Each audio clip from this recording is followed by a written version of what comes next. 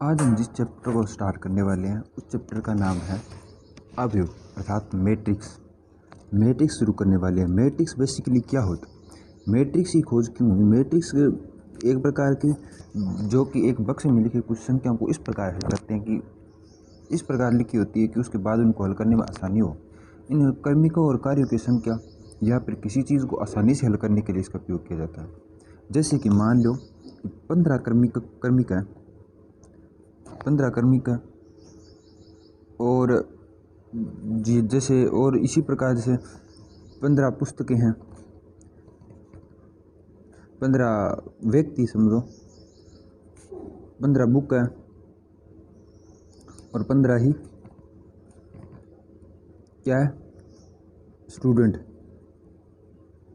इनको क्या है कि एक मैट्रिक्स के रूप में लिख देते हैं जहाँ पर 15 15 15 15 की एक मैट्रिक्स बनती है।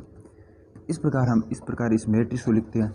ये जो होती है इसे मैट्रिक्स कहते हैं, जिसको हम इनके निशान द्वारा दर्शाए जाते हैं, उनके मध्य एक संख्या लिखते हैं अर्थात किसी आंकड़े को सरल करने के लिए इसका उपयोग किया जाता है।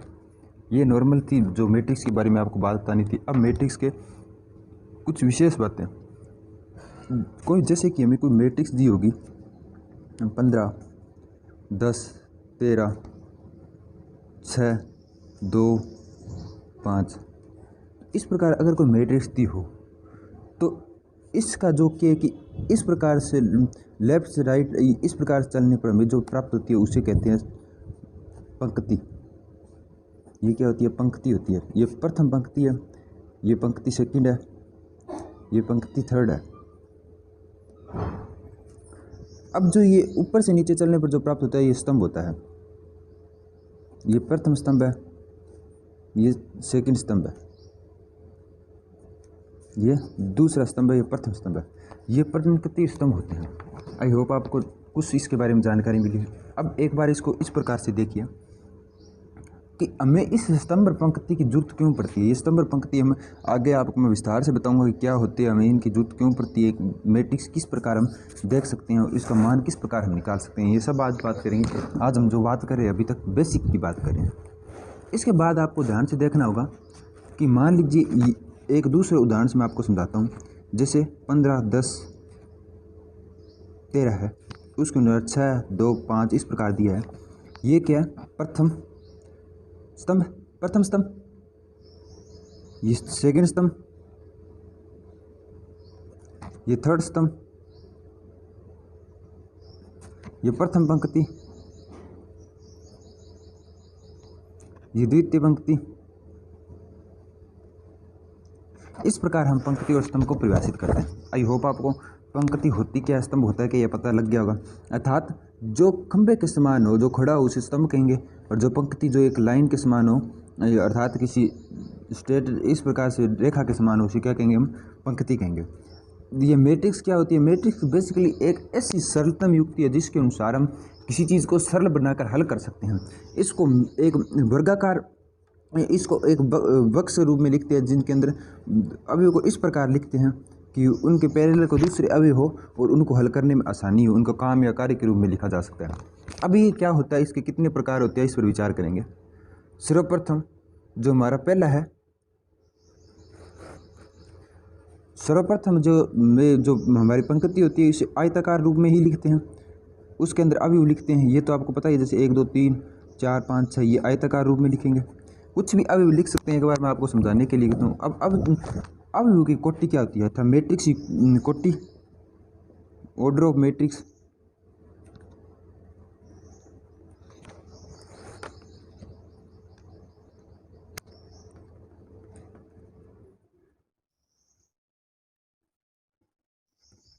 ये क्या होती है, आपको सर्वप्रथम क्या करना, माना मैं कुछ इस प्रकार एम पंक्ति का मतलब समझिए, और एम स्तंभ की अगर कोई मैट्रिक्स दी जाए, अवयव दी जाए, तो उसे m गुणा n कोटि की मैट्रिक्स कहते हैं, कहेंगे। जैसे उदाहरण से समझिए, एक बार मैं आपको लिख के बता देता हूँ। इसके अंदर मान लीजिए जैसे कि हमें क्या है, कोई अवयव इस प्रकार दिए गए हैं, A1 A2 A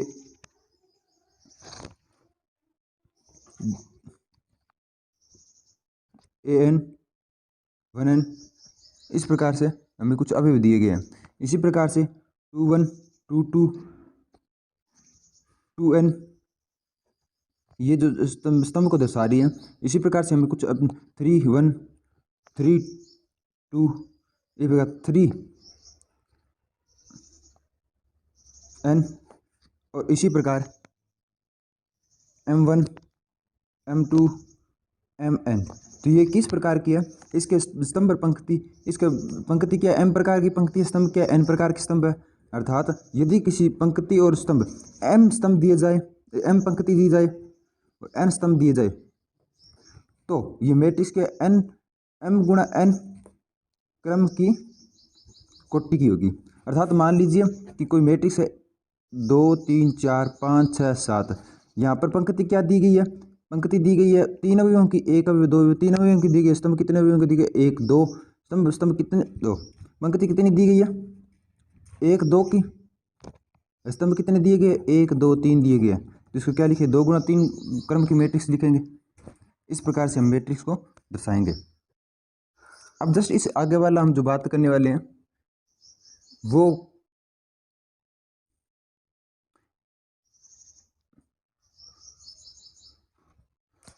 वो कुछ इस प्रकार से होगा। जैसे कि मैं आपको एक उदाहरण से लिखता हूँ, आपको इसमें से बताना होगा 4 5 6 7 8 9 10 11 12, इनमें कितने स्तंभ और कितनी पंक्ति है, अर्थात कितनी कोटि की मैट्रिक्स है।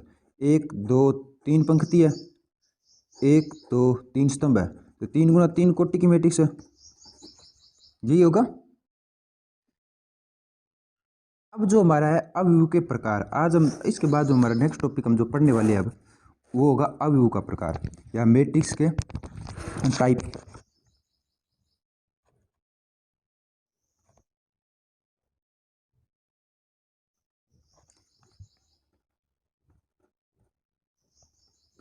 सर्वप्रथम हमारा जो प्रकार होगा वो क्या है? स्तंभ मैट्रिक्स। स्तंभ मैट्रिक्स क्या होता है? इसके अंदर एक अकेला स्तंभ उपस्थित होता है, जिसके अंदर स्तंभ के अंदर अवयव हो, जैसे कि यहाँ पर 4 5 √2 ये प्रकार का स्तंभ है। इसे क्या कहेंगे? हम स्तंभ मैट्रिक्स कहेंगे। अर्थात जिसके अंदर पंक्ति 1 हो और स्तंभ क्या हो, यहाँ पर 3 है तो 3 स्तंभ लिखेंगे। और 3 पंक्ति हो, 3 पंक्ति और स्तंभ 1 हो, क्योंकि यहाँ पर स्तंभ 1 ही उपस्थित है। पंक्ति कितनी है? 1 2 3 पंक्ति, अर्थात 3 गुणा 1 क्रम की जो मैट्रिक्स होगी उसी स्तंभ मैट्रिक्स कहेंगे।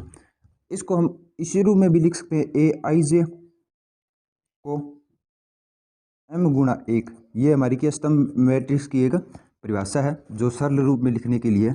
दूसरी जो हमारी मैट्रिक्स होगी वो क्या होगी? पंक्ति मैट्रिक्स। इसके अंदर स्तंभ का ठीक वैसा ही है जैसे स्तंभ है, बस पंक्ति के अंदर इसके अंदर मान लीजिए 1/2 √2 5 कुछ इस प्रकार से हुई है। तो अर्थात इसके अंदर पंक्ति के अंदर अवयव विद्यमान होंगे। जो पंक्ति होगी उसके अंदर क्या है? एक ही पंक्ति होगी। स्तंभ कितने हो सकते हैं? 1 2 3 प्रकार के स्तंभ हो सकते हैं। अर्थात ये 3 गुणा 1 गुणा पंक्ति 1 है इसलिए 1 और 3, 1 गुणा 3 क्रम की मैट्रिक्स होगी। अर्थात जिसके अंदर पंक्ति 1 उपस्थित हो पंक्ति मैट्रिक्स कहलाएगी, जिसके अंदर स्तंभ 1 उपस्थित हो स्तंभ मैट्रिक्स कहलाएगी, अकेला स्तंभ उपस्थित हो। इसको हम क्या लिख सकते हैं? Aij A क्रॉस n, इस रूप में लिख सकते हैं। आई होप आपको समझ में आ गया होगा भी पंक्ति मैट्रिक्स क्या होता है और स्तंभ मैट्रिक्स क्या होता है। अब इसके जस्ट बाद हमारा जो नेक्स्ट टॉपिक है वो है वर्गाकार मैट्रिक्स, वर्गाकार अवयव, वर्ग अवयव या सम मैट्रिक्स कह सकते हैं, स्क्वायर मैट्रिक्स जिसे।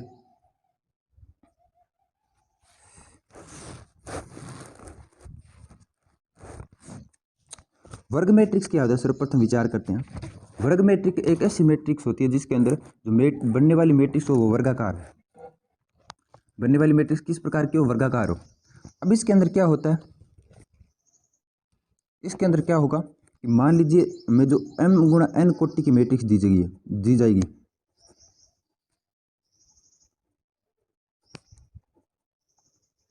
तो वो कुछ इस प्रकार से होनी चाहिए कि जहां पर m तथा n बराबर हो, अर्थात अगर m 2 है तो उसके बराबर n भी 2 होना चाहिए, ताकि हमारी जो मैट्रिक्स है वो इस प्रकार बने 2 4 5 6, जहाँ पर n 2 गुणा 2 प्रकार की मैट्रिक्स ये सम मैट्रिक्स होगी। अर्थात n 3 है, m 3 है तो इस प्रकार n भी 3 होना चाहिए, अर्थात 3 गुणा 3 की मैट्रिक्स बनेगी। उसे 4 5 6 7 8 9 1 4 5। ये किस प्रकार की मैट्रिक्स होगी? तीन तीन अवयव होंगे, तीन पंक्ति के अंदर तीन स्तंभ होंगे, तो ये 3 गुणा 3 की मैट्रिक्स अर्थात ये सब मैट्रिक्स होगी, स्क्वायर मैट्रिक्स होगी। अर्थात वह मैट्रिक्स जिसके अंदर m गुणा n की कोटि को इस प्रकार लिखा जाए जहाँ पर स्तंभ और पंक्तियों की संख्या बराबर हो, जितने स्तंभ हो उतनी ही पंक्तियाँ हो, अर्थात m बराबर n हो। यदि अर्थात पंक्ति और स्तंभ बराबर हो, इस प्रकार की मैट्रिक्स को हम क्या कहेंगे? इस प्रकार की मैट्रिक्स को हम वर्ग मैट्रिक्स कहते हैं। इस प्रकार की मैट्रिक्स को हम क्या वर्ग मैट्रिक्स कहते हैं। आई होप आपको वर्ग मैट्रिक्स समझ में आ गया होगा। अब जो हमारा नेक्स्ट है वो है विकर्ण मैट्रिक्स। विकर्ण मैट्रिक्स का सरल नाम है, आपको नाम से समझ में आ गया होगा, विकर्ण मैट्रिक्स।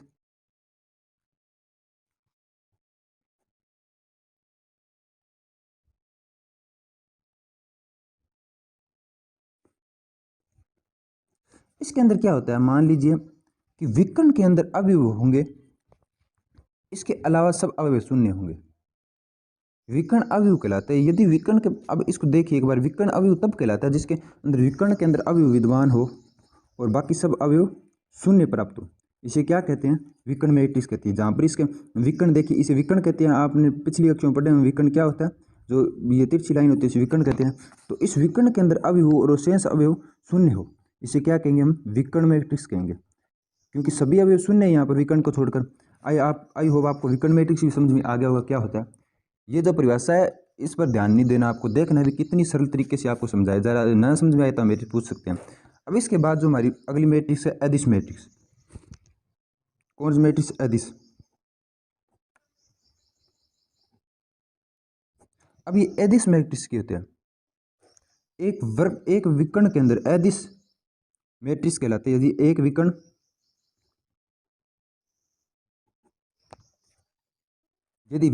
विकर्ण है उसके अंदर सभी अवयव यदि समान हो, मान लीजिए कि ये कोई इस प्रकार है, कोई विकर्ण के अंदर दिया गया √3 या √3, इनके सभी अवयव विकर्ण के जितने भी अवयव समान है, देखिए √3 यहाँ पर, √3 यहाँ पर, √3, तो ये किस प्रकार की मैट्रिक्स होगी?